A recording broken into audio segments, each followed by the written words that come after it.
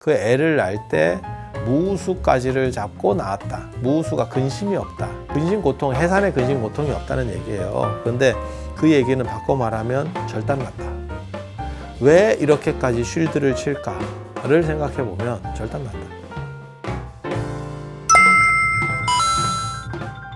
그런 정도 생각을 하면 문화라고 하는 게 뭐 그거는 없어. 곧 이렇게 뭐 야만적이다. 나는 그렇게까지 뭐 말하고 싶지는 않고. 그래서 피가 보이니까 아무튼 이제 꺼려 하는 거고, 얘네 문화가 생기는 거예요. 그래서 그거 위험하고 사람 자꾸 죽으니까 친정집에 가서 하고 와. 이제 이렇게 했다는 거잖아요. 좀 잔인하긴 한데, 야, 그런 거에 책임져야 되는 거 아니야? 시집 갔으면? 막말로 얘기해서? 근데 그건 좀 거지 같은 거니까 너네 집에 가서 하고 와. 야, 이거 조금 그런데 그 당시 풍습이 어때? 그 당시 풍습이 어때? 근데 우리나라는 왜 산후조리 할 때 친정어머니가 도와주지? 아니 그거는 아는데 원래는 조선시대 때나 이런 때는 그게 불가능했을 거 아니에요. 그러니까 얼마 안 된 문화라고 하는 걸 얘기해 주는 거예요 지금. 옛날에는 절대 불가능했을 거거든. 친정엄마가 들어올 수가 없잖아. 그냥 상식적으로 봐도. 그러면 그때는 시어머니 안 했을 것 같은데. 조선시대 때 뭔 종이 있어. 내가 종인데 뭔 종이 있어. 마치 무슨 뭐 잘 사는 사람인 것처럼 얘기해. 자기가 쩔인데 무슨 심부름하는 사람이 어딨어. 무슨 뭐 대단한 집인 것처럼 그런 식으로 얘기하면 이 세상에 안 될 게 어딨어. 일반 평민들 입장에서 내가 쩔인데 무슨 종이 있고 뭐가 있어. 그러면 시어머니가 했을 것 같지는 않은데, 그럼 자력갱생이야. 그 말이 맞는 거야. 애 낳고 딸 낳았더니 다음날 밥 매러 갔어요. 너무 슬픈,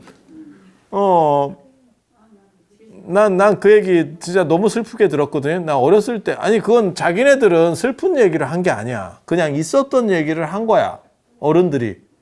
그런데 나는 어렸을 때도 그걸 들으면서 너무 슬퍼서, 자기가 딸을 낳는데, 딸을 낳을 때까지 시어머니가 이렇게 보더니 딸인 걸 알고, 야, 딸 나왔다 이러면서 뚝 던지고 운목에다 던지고 나가버리더래. 그래서 자기는 죄인이 된 것 같아서 그 다음 날도 밥 매러 갔대. 근데 밥 매러 갔더니 피가 터져가지고 밑에가 막 흥건하게 되고, 그런 얘기를 시어머니를 원망해서 하는 얘기가 아니고 그냥 나는 이런 일이 어렸을 때 있었어 라고 하면서 할머니가 얘기해 주는 거야. 나한테 말고 당신들끼리. 나는 그냥 그걸 들은 거지. 근데 야, 참 너무 슬프다라는 생각도 했고, 또 한 번 더 생각해 보면 그래도 사람은 안 죽는구나. 생각보다 안 죽는구나. 진짜 만만치 않은구나. 이런 생각도 들고. 그래서 가서 해산하고 와 이렇게 해서 해산하러 갔대. 가다가 이제 양수가 터지는 사건이 벌어지는 거예요. 그게 이제 내 주장에 의하면 날짜도 잘못 잡았겠지. 해산날도 잘못 잡았겠지. 그 거리도 얼마 안 되는데 그게 이제 가마멀미 때문에 벌어졌을 거다라고 저는 추정을 합니다. 왕비니까 정해진 데서 살다가 이동하는 것도 부담스러웠을 거고, 그리고 가마멀미, 그 유명한 가마멀미가 있는 거죠. 제가 늘상 얘기하잖아요.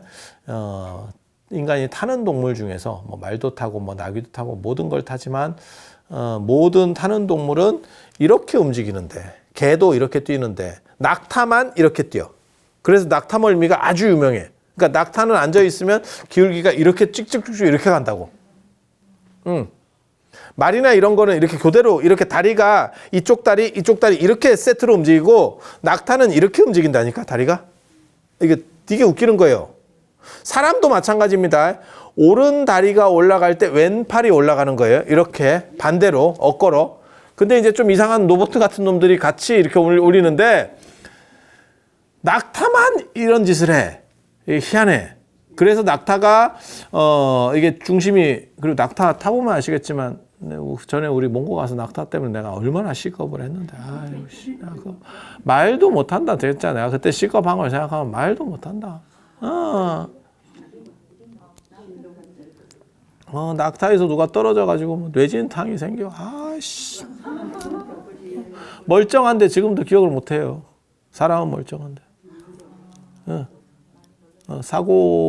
사고인데 다행히도 야, 그러고 보면 내가 성지순례 다니면서 사고 많이 있었다. 사고 많이 있었지만 큰 사고로 연결된 적이 없지. 옛날에 그 무슨 석굴이 공연 석굴인가? 거기서 떨어져가지고 야, 그건 너무 위험한 사건이었는데 그때도 멀쩡했지. 예, 그때도 멀쩡했지. 전룡산 석굴? 그런 건 기억 잘해. 예. 그 있었고 그런 사건이 있었고 낙타에서 떨어진 것도 사실 우리가 쓰면 낙타에 떨어져 별거 없는데 근데 생각보다 낙타가 말보다 훨씬 높습니다. 그리고 저 같은 경우는 원래 고소공포증도 없고 높은 거 되게 좋아하거든. 예, 그래서 그런 걸 재밌어하고 이제 무서워하는 사람도 있는 거지. 근데 무서우면 경직되거든. 그런 상황에서 낙타가 이렇게 흔들어 버리면 떨어지기 쉽다고. 그래서 이제 뭐 문제가 생겼는데 그것도 뭐 결과적으로는 다 멀쩡했어요.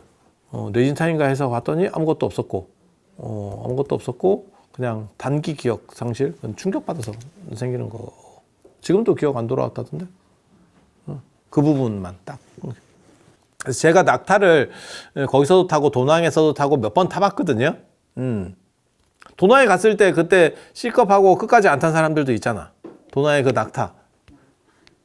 떨어져도 자기가 두려움만 안 하면 별거 없어요. 왜냐하면 낙타 사는 데가 대부분 이게 모래기 때문에 떨어져도 그렇게 치명적이진 않아 사실. 그러니까 C컵 해가지고 지가 충격을 먹으니까 그런 거지. 그래서 딱 2번 타봤네 그렇게. 타본 경험에 의하면 우리는 그냥 재밌어. 근데 그게 멀미가 다리가 실제로 이렇게 움직이는 것도 맞고, 그 다음에 생각보다 높고. 그 다음에 높다 보니까 높고 다리가 이렇게 좌우로 움직이면 중심축이 많이 움직이는 것도 맞아. 근데 낙타와 더불어서 사람 가마멀미라는 게 굉장히 유명한데 이유는 뭐냐면 사람이 이족보행이기 때문에 낙타랑 똑같은 상황이 되는 거죠. 이렇게 흔들림이 많죠. 그래서 제가 그런 얘기 해드렸잖아. 조선시대 때는 대갓집 마님들이 게다가 이걸 막으니까 이게 더 오픈카면 멀미를 덜 해요. 근데 이게 막혀 있잖아. 뭐 장여 뭐 이렇게 하고 이게 막히잖아. 그러면 더 멀미하지. 아니 그렇지 않겠어요? 그리고 얘네들이 이렇게 흔들거든. 둘이서. 4기통이면 좀 낫고 2기통이 더 흔들려. 두 놈이 하면 더 흔들린다고 이게. 예. 그렇게 해서 멀미가 나면 그래서 요강이 언제나 비치되어 있다. 그게 이제 멀미할 때 요강 거기다 이제 토하는 데예요. 그리고 이게 이제 아주 센 집이면 그렇게 안 하는데 좀 약간 떨어지는 집은 이 가마꾼들이 여자를 놀려. 그래서 일부러 흔들어. 일부러 흔들어. 그래서 이렇게 뒷돈도 주고 이래요. 있는 얘기예요. 있는 얘기야. 그래서 좀 잘하라고 이렇게 그렇게 가는 거죠. 그래서 마야 부인도 아마 그 가마멀미로 해서 이제 만삭에 가마멀미하고 그 다음에 자기가 살던 데도 아니고 옮기고 이 과정에서 이제 양수가 터진 거지. 스트레스 받았겠지. 그래서 양수가 터져서 갑자기 이제 왕비니까 이제 신하들하고 같이 가니까 이제 어디 깨끗한 데를 좀 찾아서 임시로 산실을 만들어라. 그렇게 해서 찾은 데가 룬비니 동산이래잖아. 근데 룬비니 동산은 가보면 약간 그럴듯해. 그렇게 단순하게 찾은 데 치고는 상당히 평온한 느낌이 있습니다. 이게 삐쭉삐쭉 이렇게 막 올라와서 이쁜 지형도 있고 그런 거 이제 장강이나 뭐 이런 것처럼 이렇게 눈에 탁 이렇게 보면 이렇게 멋있네 이런 것도 있는가 반면에 몰라. 저도 늙어서 그런지 모르겠는데 중국 오대산이나 이런 데 가보면 별 볼 일 없거든. 지형이 완만해. 구름 같아 이렇게. 그런데 그런 데서 오는 나름의 포스가 있어요. 별 볼 일 없는데 눈에 보이는 거는 크게 별 볼 일이 없어. 그런데 이렇게 강력한 이렇게 어떻게 웅장한 느낌? 뭐 이런 느낌이 있더라고요. 말로 표현하기 힘든 뭐 이런 게 있어. 그리고 룸빈이도 찹찹한 뭔가 이런 게 있어요. 가보면. 아니 뭐 주변 경치나 이런 건 별 볼 일 없어. 그냥 까놓고 얘기해서. 네팔이 무슨 뭐 잘 사는 나라도 아니고 그거 뭐 거기를 잘 이렇게 조림해서 이쁘게 해놓고 이런 것도 없거든. 그냥 황폐해. 그런데도 약간 찹찹한 느낌이 있어. 우리나라로 비유하면 약간 부슬비 내리다가 그친 삼릉을 걷는 듯한 느낌. 경주 남산의 삼릉을 걷는 듯한 느낌. 삼릉도 그냥 보통 때는 별 볼 일 없거든. 그런데 이렇게 약간 안개 같은 거 이렇게 살짝 이렇게 갔을 때 하면 뭔가 신령한 느낌이 있어. 경주 남산의 삼릉에 가보면 그 소나무와 어우러지는 약간 찌리한 느낌?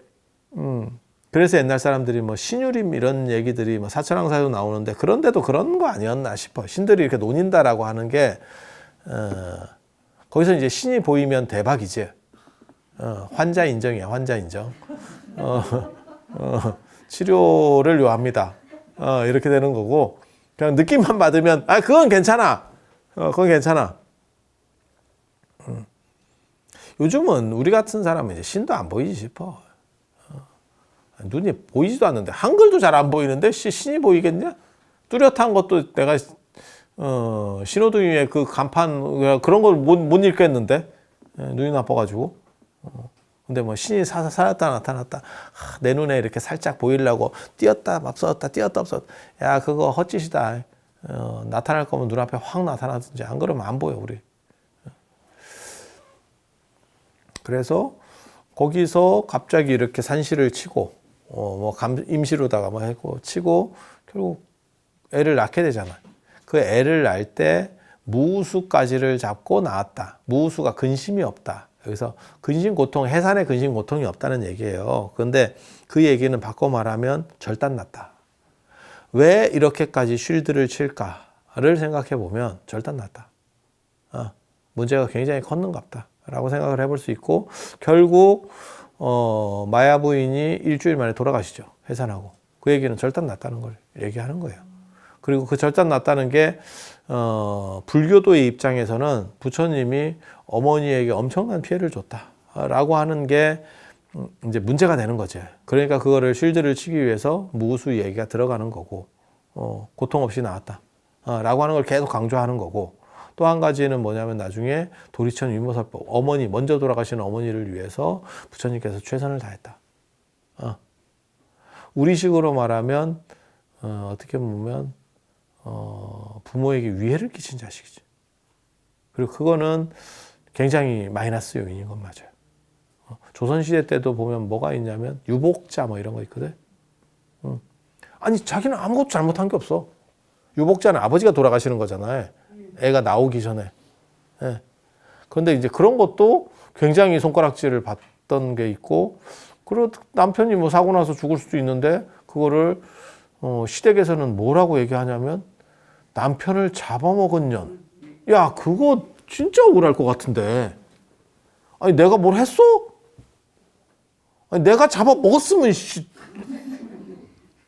내가 목 졸라서 죽였어 이러면 그런 얘기를 들어도 별 신경을 안 쓰겠지. 근데 야 깝깝하지. 그래서 그런 거예요. 그리고 이제 부처님께서 이제 탄생할 때 이제 뭐 탄생계를 읊었다, 뭐 옆구리로 태어났다, 뭐 이런 얘기들이 이제 나오게 되는 거죠. 그런 부분들은 다 상징적인 이야기입니다. 그리고 그게 후대에 왜 그러한 필연성, 도대체 무슨 필연성이 있어서 그거는 그러니까 어머니가 고통 없이 낳았다라고 하는 거는 실제로 문제가 있었던 거를 쉴드친 거고, 그러니까 논리적 층위가 다른 거예요. 옆구리로 나왔다는 거하고 뭐 탄생계를 읊고 천상천하 유아독존을 했다는 건 훨씬 후대에 들어가는 또 다른 이야기예요. 층위가 완전히 달라.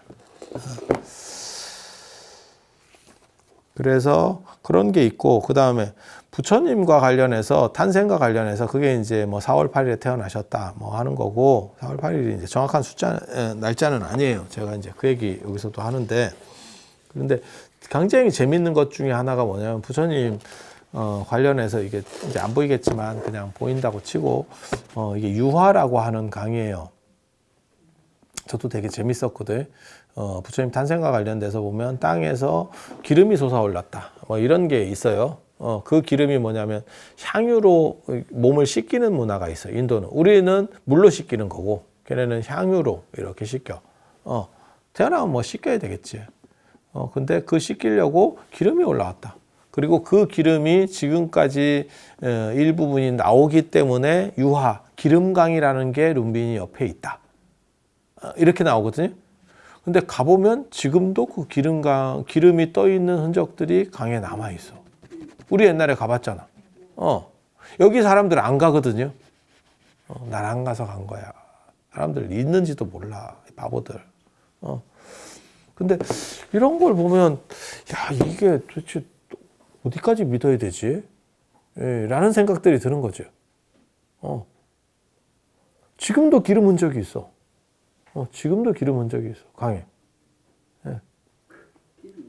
그래서 옆에서 이렇게 보면, 옆에서 물을 보면 무지개 같이 이렇게 기름이 뜨면 그렇게 되잖아요. 그 흔적들이 남아요. 그래서 내가 그거 사진을 찍으려고 했는데 사진이 잘 찍히지는 않았어요. 그런데 실제로 이제 그렇게 되는 거죠. 그래서 이야기와 어떠한 현실이 막 섞여 있는 그런 부분들에 대해서 다음 시간에 탄생계, 그 다음에 옆구리로 태어난 이야기, 그 다음에 왜 4월 8일인가, 이런 이야기를 해드릴 수 있도록 하겠습니다. 자, 들어서 감사합니다.